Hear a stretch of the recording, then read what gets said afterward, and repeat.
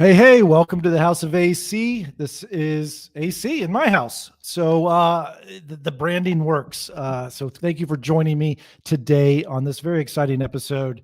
Robert Leonard, I said that this could be a 45-minute to an hour interview, but I've got 6 hours worth of like conversations I want to have with Robert. He is a man of many talents. He's a host of one of my favorite podcasts, Real Estate 101 on the Investors Podcasting Network. You possibly know him from there. He's also writing a new book that's about to be published this summer that we'll hear about, the Everything Guide to House Hacking. Got his start long distance real estate investing. So if you're one of those people who say, my city's too expensive, there's no way I can invest in real estate, this is the episode for you. If you say things like, I don't want to be bothered with fixing a toilet at 2 o'clock in the morning, this is the episode for you, because I would imagine Robert's not doing that long distance. We're going to hear his stories and his takes on what he's doing to manage these properties remotely in a different part of town. These are very passive real estate investments that works for everyone. You just got to pay attention and put it in action. What I also love is that Robert's taken that same skill set, that same knowledge of buying assets with leverage and making money off of them, passive income. And he's done this through RVs, by RV rentals. And so there's lucrative money to be made in this, very low down payment. It's the same concept as real estate investing, just applied to RVs. You could do the same with cars. This, I love it. I just love the hustle he has and what he's got going on. And because I have so much to talk to him about, let's bring him into the studio here. Robert, thanks for joining the House of AC.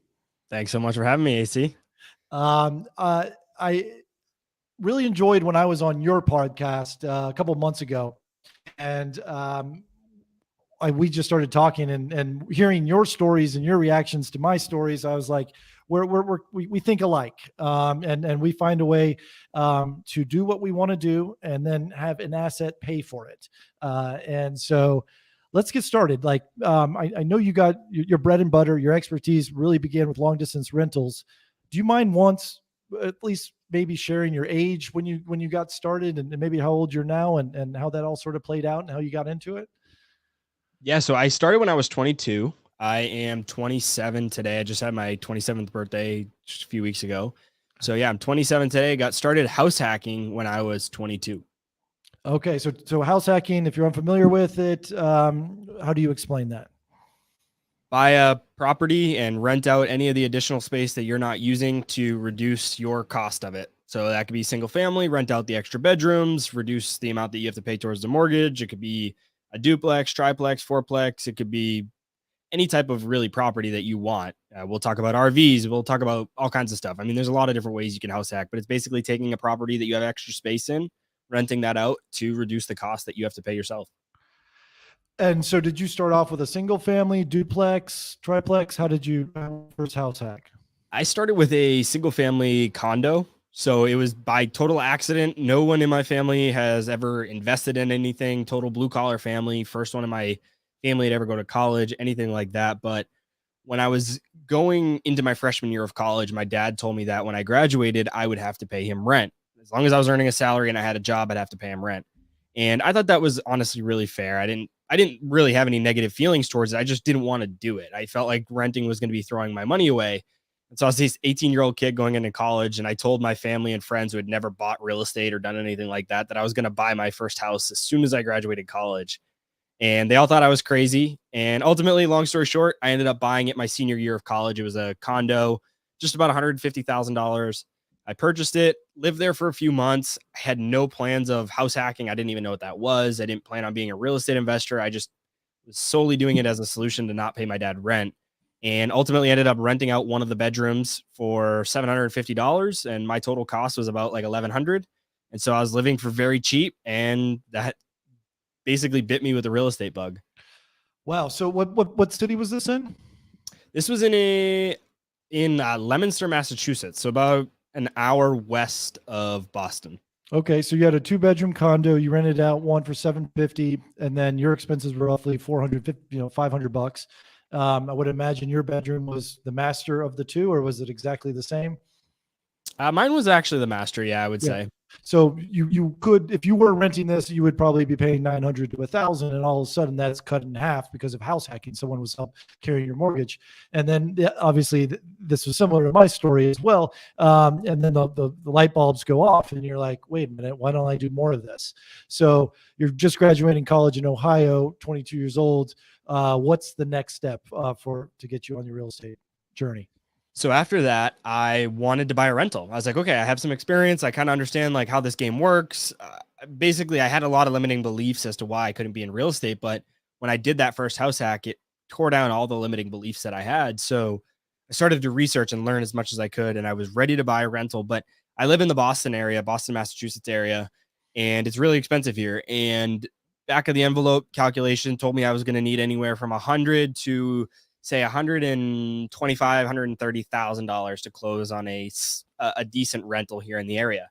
Right. I said, okay, well, I don't have that kind of money. So what am I going to do? And ultimately what I did was I sold the condo, put that money into another house hack, which is a strategy actually called live and flip.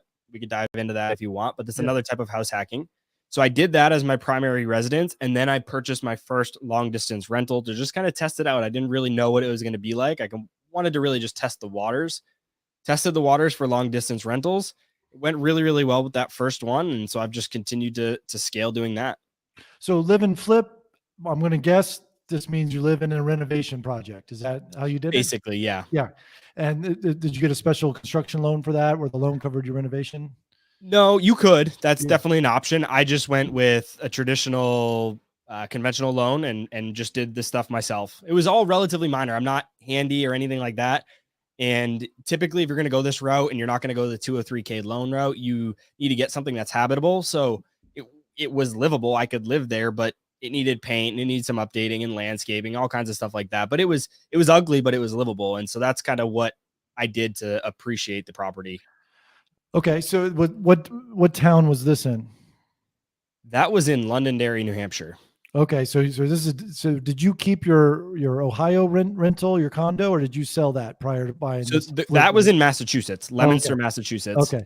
But no, I sold that one because the reason I sold that was the property went through basically what they call a special assessment in a condo association.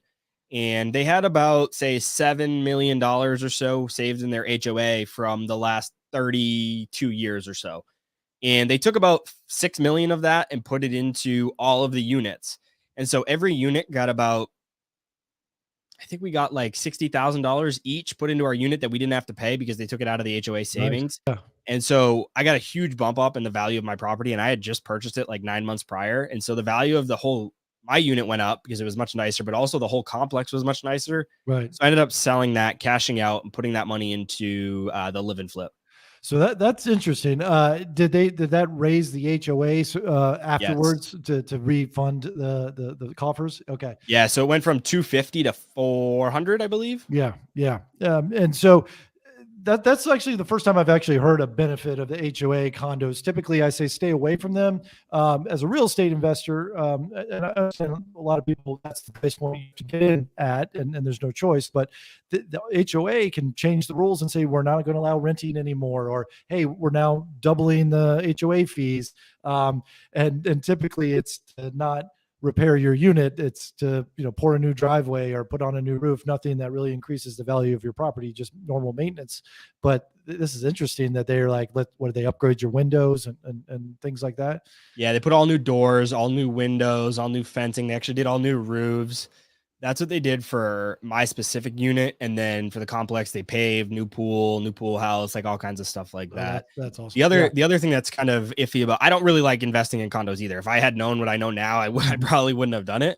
But like I said, I was ignorant then. I didn't really know what I was doing, and it wasn't an investment. But the other piece that's interesting is a lot of times they have a number of, or a percentage of units in a complex that can be rentals. So I know when I went through my mortgage process, they had to see like, okay, are you renting this? Or are you not? How many units are already rented here? Are you going to push it over that threshold? And so that's just another kind of issue to deal with condos. Yeah. Of course.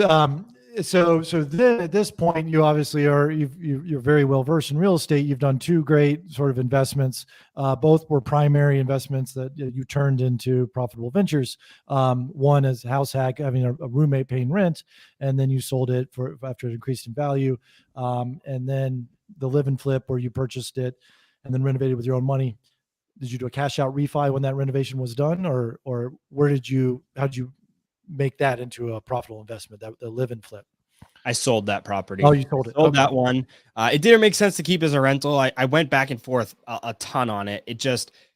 I was going to make too much in cash and profit to put in my pocket, that the payback period on what I would make, I was going to make like $200, $300 a month, and I was going to cash out significantly. So it just didn't really make sense to keep it as a rental. So I ended up selling that, and I put that money directly into a third house hack, which I live in today, which is a duplex. Okay, so we've got the house hacking. You've got that on point, which is why you're writing the everything guide to house hacking. So congratulations on your book. When does that come out? Thank you. So that should be towards the end of August, early September. And this is something I recommend. I'm a realtor, and to every single first-time home buyer clients, sometimes I'll say, buy a duplex, triplex, quadruplex, and their eyes cross over. They had never thought about this before. They dream about buying their first house, and it's going to be similar to the house that they grew up in. They're going to have their dog and a picket fence. And when I say, hey, why don't you just put that plan on hold for a year? Like, it seems like you lived in each one of these, 1 or 2 years at max kind of thing. And and then you basically double your money, and then go buy that dream. Like, why do you need to start with that dream? But start having your money work for you, at least with your housing dollars. I want to get into your long distance investing now, because you're in your early 20s, and then you built this empire long distance. So can you walk me through how the genesis of that? Yeah. So like I said, I needed about over $100,000 to buy a rental where I was. I'd done 2 house hacks. I was ready to go, but I just didn't have that. I didn't have that kind of money. I was 23-ish at the time. And I actually had a 3-year-old son. Sorry, he was just born. I have a 3-year-old now. He was born then. And so I just had a lot going on. Didn't have enough money to put into a rental there. I said, but I need to get into the rental game. So what can I do? And ultimately ended up, I heard a quote that said, live where you want to live, invest where the numbers make sense. And that just really spoke to me a lot. And so I said, let's do this long distance rental thing. And I started to think about it, and I said, okay, how can I really de-risk this? What is the risk here? And the risk for me was a permanent loss of capital. And so I said, okay, how am I going to lose money in this deal?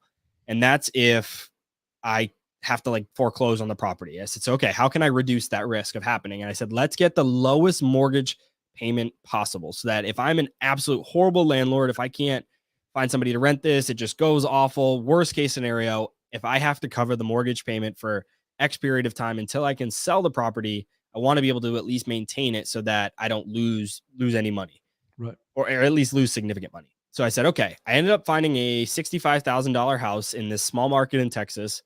We could talk about how I found that market if you want to go there, but It was a $65,000 house. I ended up putting in about $15,000 or so total. And the total monthly mortgage payment was like $500. It's like $475. Said, okay, worst case scenario, $475 a month. I can cover that if everything goes bad until I can sell this property and get out from underneath it. So I figured, all right, $15,000 versus $100,000. That seems a lot less risky. Let's do it. And so I went that route, did that for a year just to see how it worked. And it worked really, really well. And then as soon as the anniversary of 1 year came up of purchasing that property, I bought 3 more that next month. And so I'm up to like 5 or 6 now in that long distance area. So that first property with a 575 or 475 mortgage payment, how much were you renting that for? $950. $950. So so you have a $500 spread of repairs and vacancies and stuff like that. That's very healthy. And for $65,000, wow, you get some rent for $950. Did you go get on an airplane and fly to this town in Texas? No, I've never been to the town still to this day. It's been there. I've been there for 3 years now, investing. And so I've never been there, never seen any of these properties in person, never even been to the market. Okay. So how many properties do you have there now in this one town? 5 or 6. 5 or 6. And so, let's talk about this. How did you narrow that down? Did you use a realtor, the property manager? How do you find all this stuff remotely? So how I found the market originally was through, it's kind of a Interesting story. But basically, I was taught these 6 demographic data points that are really important for a strong rental market. And so what I ended up doing was I paid a software developer or engineer or some sort of programmer like $250. And I said, hey, scrape all of this data off the internet from census data and give it to me in an Excel file. I have some experience with Excel. I could do some analysis. So what I ended up doing was ranking every city in the US. There's about 7,000 of them from 1 to 7,000 on these 6 metrics. And basically, I said, okay, let's look at the top 25 and I'll see if they have the right inventory and if they have real estate professionals. Because if they don't have the type of inventory or type of property that I want to purchase, it's not really worth looking. And if they don't have good real estate agents, electricians, plumbers, things like that, then it's not going to work out. Right. So I crossed off like 10 or so properties, 10 or 12 properties from there. I had about 15 left.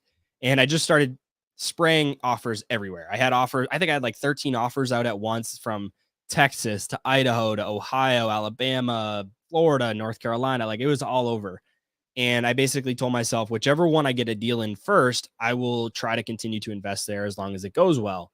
And so just ended up happening that ended up getting a deal in Texas first in the small market in Texas. And ended up the real estate agent that I ended up working with was an absolute rock star. I still work with him to this day. And so he's just made the process super, super simple for me. And yeah, that's why I've continued to invest there. Um, what will you share what those 6 metrics were? Yeah. So they are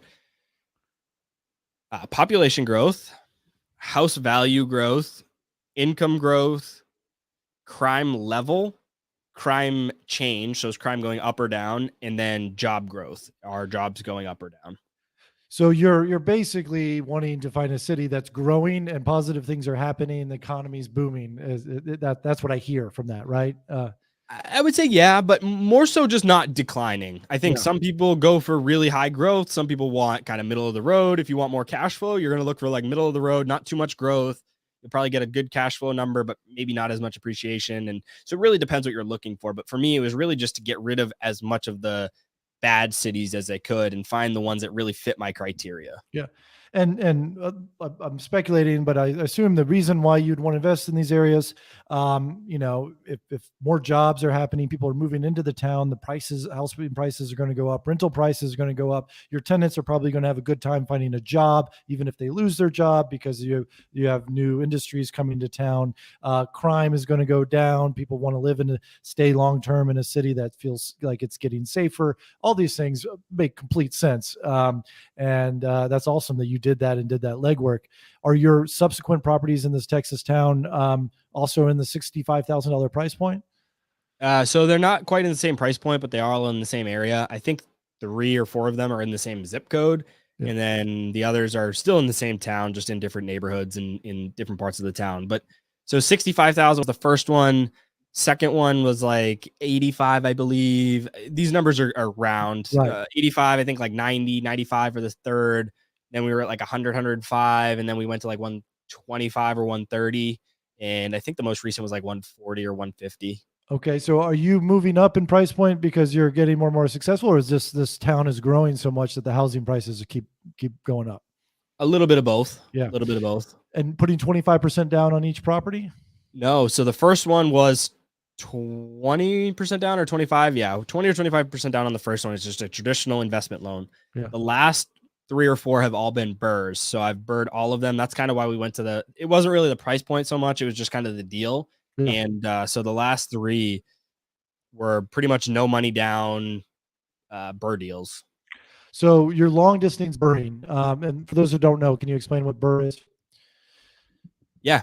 B means buy, rehab, rent, refinance, repeat. So basically what you're doing is you're buying a property that needs some sort of repairs. You do those repairs, then you rent it out. And then you go to a bank and say, hey, I have this really nice renovated property. It's rented out for an increased amount because it's such a nice property. I want to refinance and get my money back that I put into this deal. And then you just repeat it, because ideally when you refinance, you either get all of the money that you put into the deal back, so you're into it for $0 down, or you at least get the majority of it back. As long as you leave less than 20% in the deal, I mean, you're better off than going a traditional investment loan. So that's the goal of a BRRRR strategy. And I love it because you're basically recycling that same down payment over and over again. You don't have to save up for another, 15, 20% down payment and another 50%, 20% down payment, because you cash out, refi, pull out that 20%, go deploy it to another property, fix that up, pull out the 20%, deploy it to another property, and you're just recycling the same cash. So to purchase going in, you're buying these in all cash? No, so I ended up finding a really interesting. I almost sometimes have an hard time explaining it because it's such an interesting kind of situation that I found. But basically, I found a small credit union there that acted as a hard money lender, but also my long term fixed debt lender. Right. So basically, what they did was they allowed me to purchase the property, and I didn't have to put any money down. I just purchased the property. They knew what the purchase price was. I gave them a list of all the repairs and everything that I was going to do. They got an appraisal based on what was going to be done for work. So they knew, okay, all of these different things are going to be done. This is what the property is going to be worth afterwards. And then what they did was basically backed into, all right, what would be 15% of that down versus the purchase price? And I would have to come up with the difference. But in this case, there was nothing. So I didn't have to put any money in. So yeah, just for those listening here, sometimes you can get the best deals with local community banks, credit unions close to the property. Every bank, from what I understand it, has a sort of a threshold of money they have to lend to the local community. So they have dollars that are earmarked that has to be spent on investments local to that bank within a certain radius of that bank. And so a lot of times they get in trouble if they don't lend a certain amount of money. So if you go to them and say, I've got this deal, and they're usually willing to get creative because it's a small and pop committee, mom and pop committee, a lot of times running these small banks. And you can get some really good deals that way. So how did you source out the contractor who's going to do the work on these properties for you? So it was all through my real estate agent. That's kind of one of the ways he's just been an absolute rock star for us. Is he was one of the big things that I wanted was an agent who was a real estate investor, because one, I wanted to be able to tap their contacts, but I also wanted them to understand what we were doing and why we were doing it. So he's a real estate investor himself. He owned a couple dozen single family properties in the area where we were buying. And so when the time came, he just gave us the contacts for everybody that we needed to do the certain types of things that we needed to do for the repairs and rehab. We didn't do, like, I was not doing anything like full gut job, flips here. These are relatively minor rehabs, but still, nonetheless, he would just give us the contacts for whoever we needed to speak with to get the deals done. So I love this. So you've obviously found, struck gold on your first property in this Texas town, bought 5 or 6 more. Have you invested anywhere else, or are you sort of just sticking to Texas for now? I'm sticking to there for now. I invest where I live now, where I live via house hacks. Probably I'm looking at buying another house hack right now because I just passed the year that I've been in the one that I've been in. So I'd have a rental here plus my house hack, and then the ones in Texas. I've also been looking at buying some Airbnbs in Florida. But as of right now, just that, my philosophy, I guess, so far has just been why fix what's not broken, Right, and it's right. working Yeah, really of well. course. Yeah, and I love that you're in the Boston area doing this in Texas, right? So this is very achievable. Boston, you might live in a city similar where it's very expensive, and find that rock star real estate agent. To me, like, they're going to be, did that agent introduce you to the local credit union as well? Like, Yep. have those contacts? Yep. He used them for his own deals, so that's Yeah. how he knew. Yeah, right. So I preach that in my book House Fire as well. Like, you just find one rock star in this niche, they're going to surround themselves with other rock stars, and if you find that successful person, they're going to make you successful. Just leverage their network, and everyone wins. And their closing attorney, their plumber, their electrician, their mortgage lender, whatever it is, and you'll really thrive that way. And a lot of people want to do it all themselves, and it does take some trust. But I liked how you went into this. Like, worst case scenario, you could cover the mortgage payment until you could resell it, and now it has completely changed your life financially. This is amazing, and this so many people complain about how scared they are, or what if this and what that and what this, and you were just like, let's do it, because the from what I hear from your story is the worst thing would be not doing it, not taking a chance, because the upside, it was such an asymmetrical bet. The upside would have been so tremendous not to pass up. And I love that about you. I had the same sort of thing. It's like, man, if I'm going to go broke, I'll go broke at 20 through 23. Then I'll, I'm already broke, who cares if I go broke, then I'm already at the bottom, but let's go do it. Take some risk and no risk, no reward. I want to switch gears to a new subject. Before that, everyone tuning in, thank you, whether you're on the podcast, listening live. But if you like what Robert's saying, follow him at the Robert Leonard on all social media channels. And you can follow me at the House of AC. And please hit like and subscribe, whether you're watching live or tuning in later on my YouTube channel, the House of AC Facebook page. You can also find these past videos. That being said, Robert, let's talk about this RV situation. This is the dream scenario that in terms of living a financially free life that you've created for yourself. Tell me a little bit about your house hack, the duplex, and then also what's parked in your driveway and how you're sort of making this all work. Yeah. So again, this comes down to really a risk mitigation kind of scenario here. So I race motocross, and it's very popular in the motocross industry to attend these weekend long races in an RV. You go there, you stay the weekend in your RV, do your racing, and then you go home. And they're typically very expensive. You could get what they call a travel trailer for $10,000 to $30,000, a pretty nice one. But if you're going to get a driving RV, you're looking upwards of $50,000, $60,000, $70,000, $100,000. So they can be expensive. So I said, okay, well, I want to get an RV to go to the races in. How can I de-risk this as much as possible? And so just one day it hit me like, okay, I house hack. Like, why can't I essentially house hack an RV? I'm using it every week. Why can't I just use the RV when I want it and rent it out when I don't? So I did a little bit of research, come to find out there's platforms kind of like Airbnb, but for RV rentals. And so I said, okay, well, I'm going to buy one and I'm going to rent it out on these sites when I'm not using it. And that'll basically de-risk the situation. So my payment because I didn't buy it in cash, I financed it. Right. So I said, okay, if my payment is X, as long as I can get, I don't know, half, that would be great. If I could get at least the full monthly payment every month, that would be awesome. And I can use it for free when I want. So that was kind of layer one. And then layer two was I realized that my RV was really, really nice. And I could also de-risk the situation even more by renting my house on Airbnb. So basically, if the RV is not being rented, somebody can rent my house on Airbnb, and then I can just stay in the RV. And family and some of my friends, or even people that hear this, they think I'm kind of crazy. They're like, why would you stay in an RV when you have a house? And the reality is the RV is actually nicer than my house is. So like I had no problem. I really have no problem staying in the RV. And so it's just, I have all of these different streams that really allow it to have such a low risk opportunity to use the RV for myself. And then after I got into the RV rental business a little bit, I realized how lucrative and profitable it can be. So I've dove into that a little bit more now, but that was kind of the genesis of it. So if you don't mind talking numbers a little bit, so you have a duplex, sure, right? Yep. And so you live in one side of the duplex, and then you have a long-term tenant on the other side of the duplex? Yes. Okay. And then that duplex tenant paying how much of your mortgage payment? So mortgage is $1,900. They pay $1,300. Let's say $1,300. $1,300. Okay. So then you're in for about $600, taxes, property taxes. Let's say you're in for $1,000. How much can you rent your side of the duplex on Airbnb?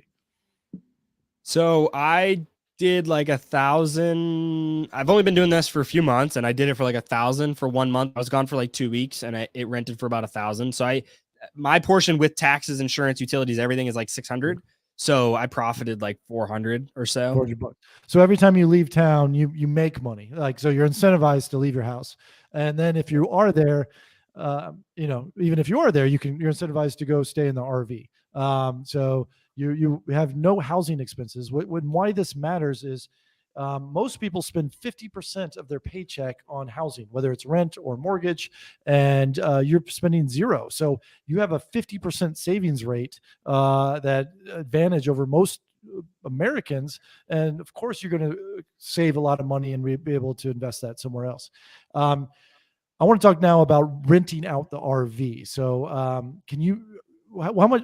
So, in my mind, an RV is, like a Winnebago, something like that, that you can Exactly drive, right. and there's a pull-out bed and maybe a little kitchenette. Is that sort of what you're buying and have? Yeah, that's exactly right. I mean, Okay. there are different classes. So there's class A, class B, class C, travel trailers, etc. But yeah, I mean, generally, the general concept, yeah, that's exactly Oh, right. okay. So, how many RVs do you have? One right now, just Okay. because I purchased it in August, got started for the rest of the season, and they're not really rentable in the winter where I live based on the one I have. So really just hasn't been an optimal time to buy another one. But come the next 2, 3 months, I'm planning on buying another two, three, four, five of them. Okay. So, let's talk about the financing. How much does an RV cost, or yours that you bought, the first one? The one I purchased was 65,000. $65,000. How much money did you have to bring to the table to purchase that? Zero. $0. So you can buy an RV with zero down, and this is the same skill set of real estate investing with zero down. The exact same formula is the same math, and so if you have $0, do the RV method that Robert's about to teach you. Zero down payment on a $65,000. I mean, you bought a house in Texas for $69,000. So similar asset, one just has wheels. And so, what is your was a car note on a zero down payment on a $65,000 RV? Yeah, so this is also where it gets interesting. The only other thing I do want to mention, the strategy and philosophy is the same for RV rentals and real estate. But the difference is real estate does have appreciation. RVs are more depreciating. So that is one of the big differences here. The RV is going to be significant in cash flow, or it can be, but it's Yeah, definitely going to be a depreciating asset. So just keep that in mind if you're listening to this. But because the more in terms of miles the you, note, yeah, the more miles you put on it, it becomes a $60,000 a car, and then a 55,000, and yeah, it yep, ages poorly. Okay, so exactly. your car note payment is what? 440 a month. $440 a month, and then you can rent out this RV. I mean, for well, I guess people aren't renting it by the hour or by the day. They're renting it for a weekend or the week or what? Technically, I mean, you could do it for one night, but typically I wouldn't accept that booking just because I have so many people looking to book it that I don't have to accept one night bookings.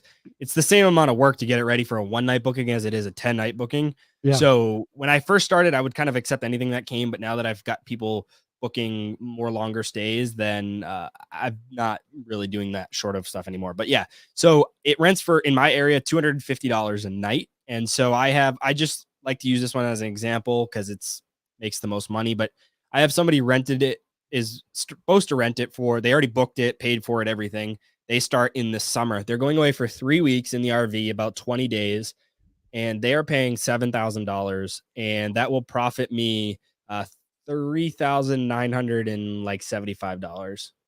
Wait. I want to do the quick math. What like your payments 450 for 12 months. That's like $6,000. Give or if I did my math. Wait, no. Is Little that less right? than that. Less Little than less that. than Less that. than $6,000. And for 3 weeks, you're renting it out for $7,000. So you effectively, with $0 down, making $1,000 in this 3 week span. And that's not counting that if you never rent it out for the other, 49 weeks in the year, you get to drive this free RV. Or if you do rent it out, that's just free money. And Yeah, the 7,000 isn't profit. So there is like insurance costs in there, and the platform takes a huge fee.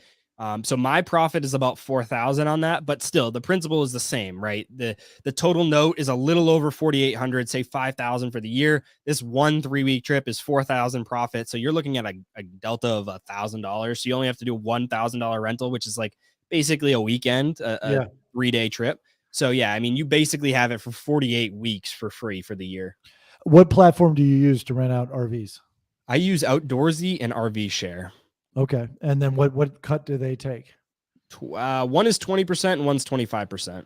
And so there's a similar thing if you don't want to get into RVs, or if that seems sort of too much. Turo, Turo, that they do this for rental cars. I've used this as a consumer where we're in a shortage of rental cars, and so you can rent out, just like Outdoorsy, like what you're doing with RVs, your spare car. So when I traveled to Hawaii last summer, I booked random people's car to get around, rented them by the day, $2, I was paying $250 a day, which is obviously more than a rental car, but there were no rental cars.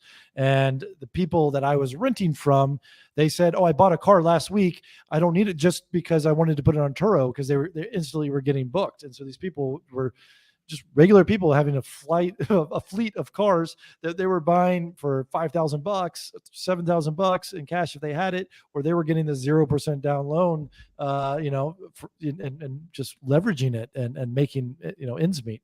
And it doesn't take long.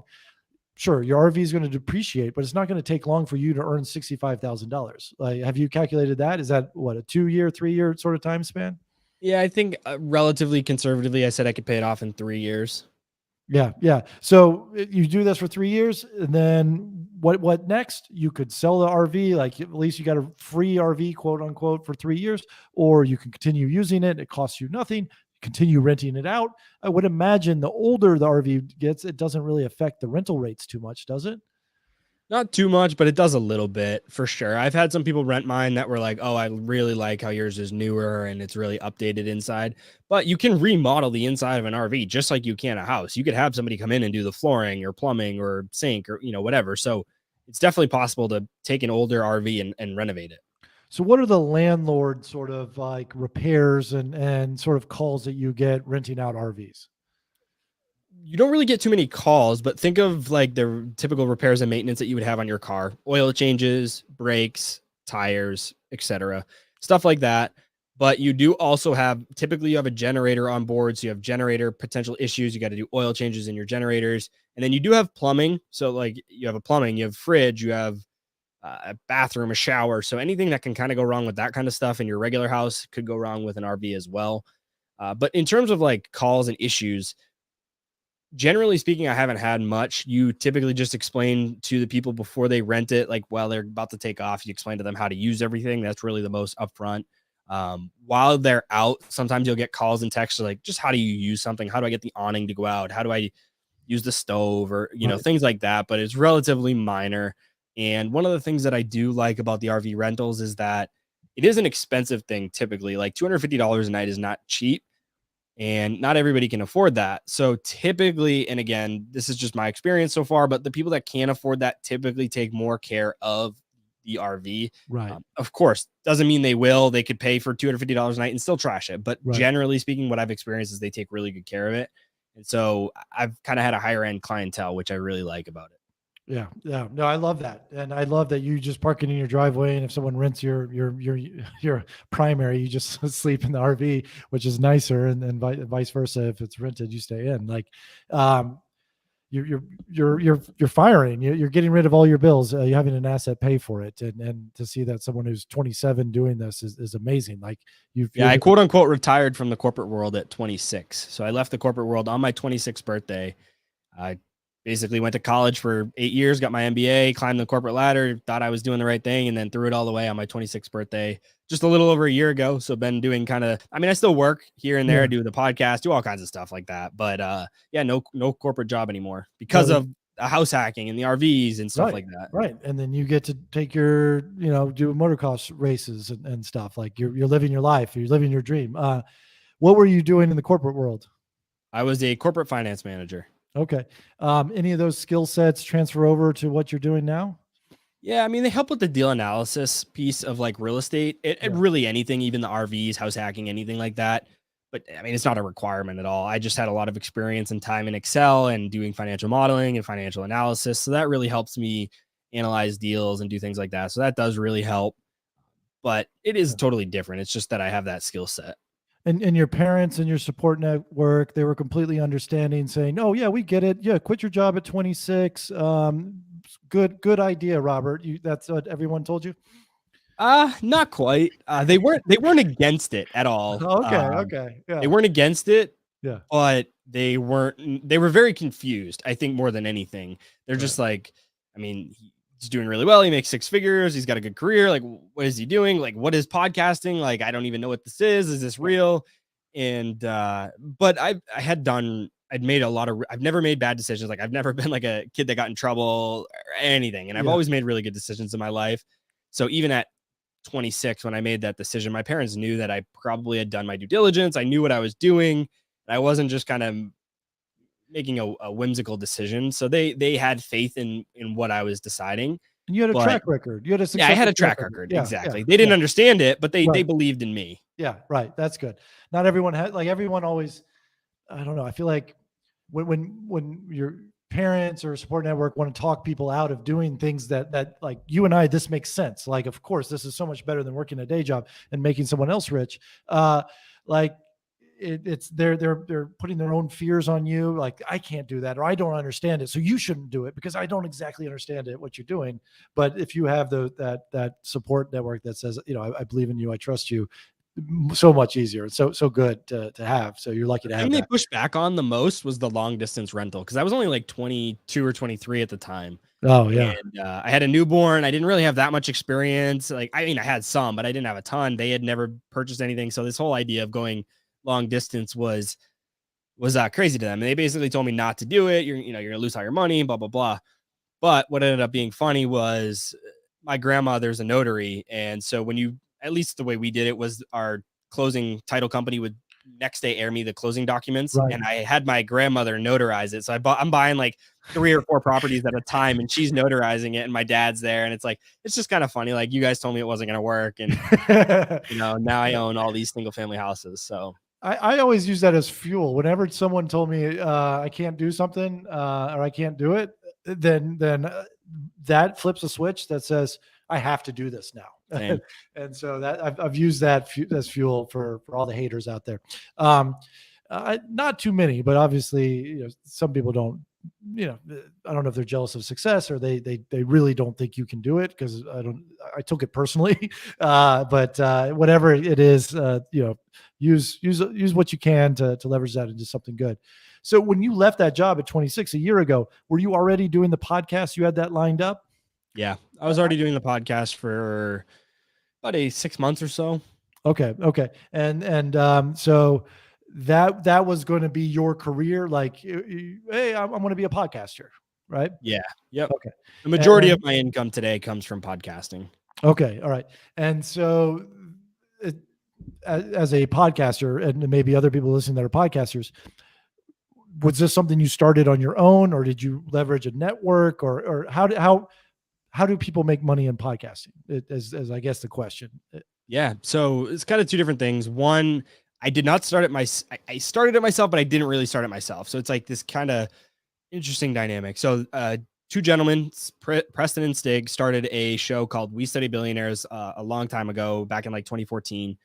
And they grew it really, really fast. They had a great show. They also had great timings on the back of podcasting tailwinds. They grew to the #1 stock investing podcast in the whole world.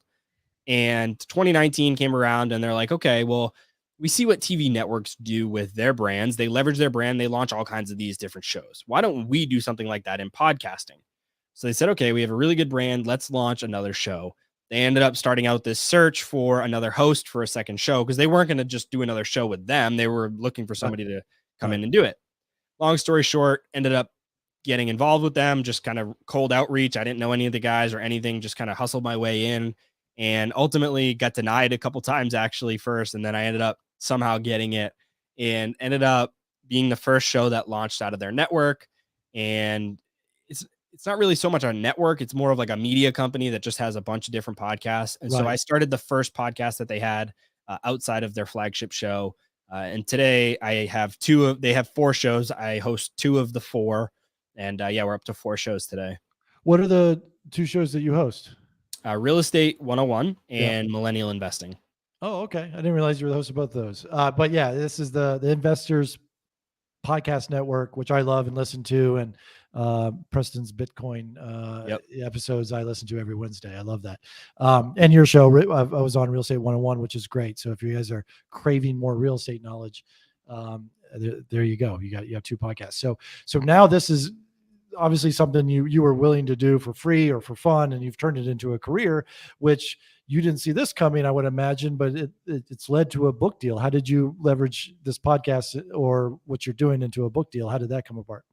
Yeah, so I had no expectations of the book. Like, I always figured kind of someday I'd write a book, but I didn't think it'd be like through a book deal. I thought I'd just kind of self-publish something. just kind of because I always wanted to just be able to say I wrote a book, but I had kind of put that on the back burner just because it takes so much work and there's not really much money to be made in it. So it's Mhm. kind of more of like an opportunity cost kind of thing. I had to figure out what was the best use of my time. So anyway, long story short was just consistently putting out quality content on the podcast every week, 2 episodes a week for years. A publisher, Simon and Schuster, one of the biggest publishers in the world, an editor from there, said, "Hey, can you reach out to me via email?" Said, "Hey, we have this book that we have an idea for this book about house hacking. We really want to write it, but we're looking for an author. And you're a popular podcaster, etc. Are you interested?" And so we went into the details on that, figuring out what that was going to look like. And yeah, so we ended up signing the book deal. And I just submitted the final manuscript to them last week. So we're in the final stages. That's awesome. Congratulations. Thank you. And to anyone listening, like this is what, like, your dreams that you're living, and you're living things that you weren't even sure was a dream at one point. And now, like, none of this was possible if you didn't take steps to replace your day job income through investing, real estate investing, RV investing, putting your money to work, is what's led to this. And I would imagine you're happier, your freedom, and you're you're naturally going to be more successful because you're only taking on projects you want to do, that you're excited about, that you wake up and you can't wait to podcast, you can't wait to write this book. That's so, like, you're going to do your best work, and it's because you set the foundation through long-term real estate investing, to Airbnb in your house, willing to sleep in your RV for a couple nights out of the week. Like, how do you have that knowledge, that willpower to, what advice do you have to people who maybe are seeing these roadblocks and they can't picture themselves doing what you're doing? The biggest thing, the way I like to explain it is to think about it as going on offense. So a lot of times if people think about house hacking, it's like, oh, I don't want to live with other people. And, whatever their reasons are, they're like, oh, it's not worth saving $500 a month. And I get that. But at the same time, it's not just the dollars. You got to think about there's so much more to house hacking than just the money that you're saving every month. That is a huge piece and it's super important. But it's what that savings allows you to do.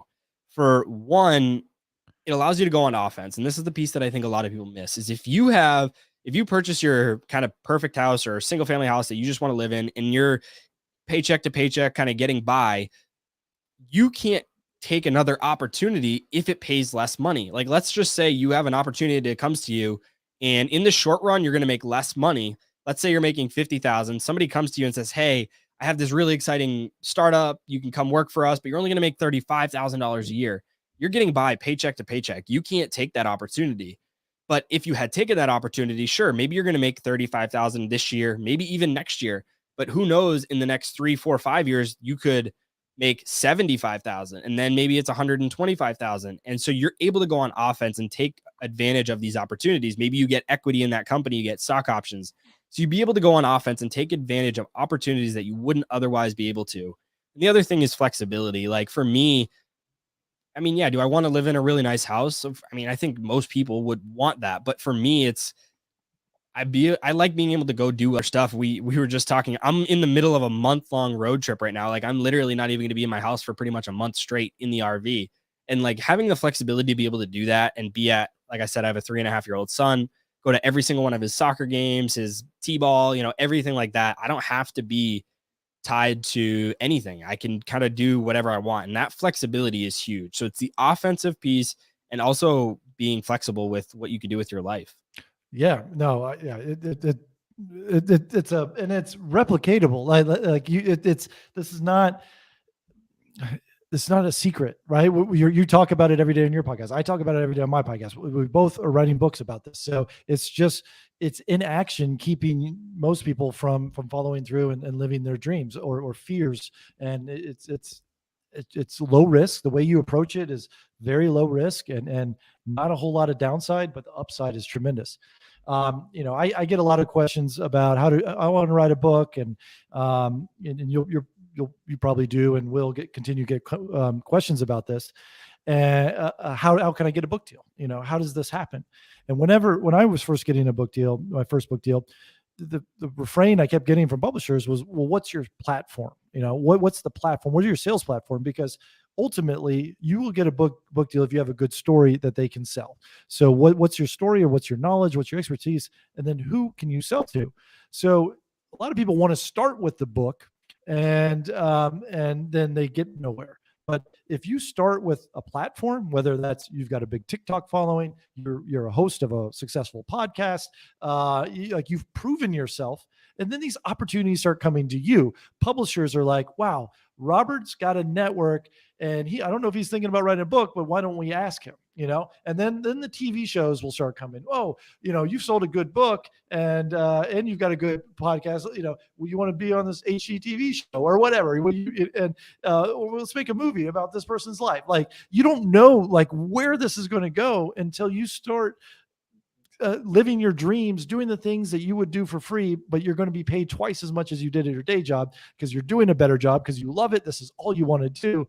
But it takes, getting out of your comfort zone temporarily so that you can have this big outcome, this big life afterwards. So I say that because, like you said, you didn't know the book was going to come. It's going to be exciting to see what's going to come next for you. Do you have plans with what's coming next, or No plans. Yeah. I'm such a planner, but I'm really trying to just not plan too much. So much has just kind of happened from happenstance, just putting myself out there, doing all kinds of stuff, and you just never know what doors are going to open. And that's just kind of what I'm letting happen right now. Are you still continuing to, research real estate investing opportunities? Oh yeah, absolutely. So local house hacks and long distance investing rentals, right? Yeah, I'm going to try to get into some of the mid-level apartment buildings. I want to start buying some a little bit bigger. Right now I'm buying all single family. I want to try and buy between 10 and say 25, 30 unit buildings, and then also maybe do some short-term rental stuff, because similar to house hacking, I want to kind of house hack a vacation property. I want to have a vacation house in Florida for my own personal use. And so I'm going to try and buy it as a Airbnb and then just use it when I want to use it. Yeah, so that's sort of been, I've been thinking about a similar strategy. Like, it would be cool to have 5 or 6 different vacation properties in 5 or 6 different cities, and then it's like, oh, we can vacation at different seasons at different places. I guess the rub is that the peak season when I would want to be there is also the peak season on you would make your rental income. So it's balancing whether do you go in the off season when you can't rent it, or do you take advantage of it? But I guess it depends how much profit you're making outside of that. But yeah, vacation rentals. Big margins, like everything, more risk, more rewards. I consider them a little riskier.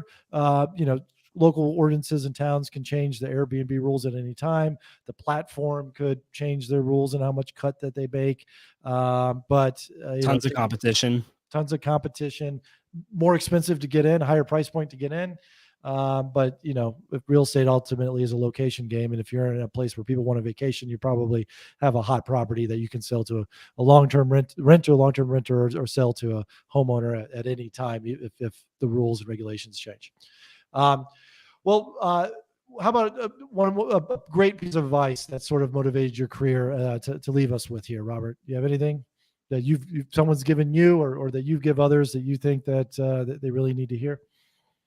Yeah, I mean, there's been so many things I've been able from the podcast. I've been able to talk to so many great people, and then even just reading through all the books that I've read, I think that probably, oh man, it's hard to pick just one because there's been so many great pieces of advice. I think. How about the slogan behind your head right there on the wall? Yeah, the harder you work, the luckier you get. I mean, that goes into what we talked about with the doors opening. You don't know. Like, people say, "Oh, you're so lucky you got the book deal." 100%, I am lucky. I had no idea that was coming, but I worked really hard to do all kinds of stuff that would allow me to get lucky. And it's kind of the same thing with anything in life, really. I think you put yourself out there, you try a ton of different stuff. I think you'll end up getting lucky. And yeah, that's a good piece of advice. Yeah, I mean, doing stuff it results in other stuff coming to you. Like, I always say, like, my best deals were because people knew I did real estate, and then they would bring me some deal off market because they didn't know anyone in their family that does real estate or friends. But they're like, Alan, I think I have a good deal. Do I? And then I said yes, and they're like, well, how do I do XYZ? And let's partner on it. I'm like, 100%. This is such a good deal. I will 100% partner on it with you. And those have been my most lucrative deals. But if I wasn't doing a podcast, if I wasn't writing books about real estate, if I wasn't actively investing myself in things, then these opportunities don't come my way. Like no one brings the best deal to the guy who wants to do a real estate one day. No one brings a book deal to someone who wants to write a book one day. Like you have to be out there doing things, talking about it. Your passion is going to just shine through, and people want to work and partner, and you know, it's a partnership for that book person, right? Because they want you to sell to their audience, and they're going to come to you, and it's all these opportunities happen if you go out and do things. So inaction is definitely not a way to get things done. And I love that quote: "The harder you work, the luckier you get." Well, Robert Leonard, thank you for joining us. Follow him at the Robert Leonard. Listen to one of his 2 podcasts. Buy his book. Cheer him on in the, what was it? BMX? No, not BMX. Motocross. Are these things televised? Or yeah, this one will be inside Daytona International Speedway. It'll be televised March 6th and 7th. Okay, so do you have a number? Like, how do I know it's you? Like number 33, and it's by name too. Oh, number 33. Are you a Larry Bird fan coming from Boston? No, just had luck. Okay. Well, we're going to turn in for that. So it's always exciting to catch up to you and see where your dreams are leading you, because you built this foundation. Congrats. And you know, let's have you back when that book, when it comes out, you said June? End of August, early September. Okay. We'll have you back then, and can't wait to read it. Thanks for joining us on the House of AC, Robert. Thank you.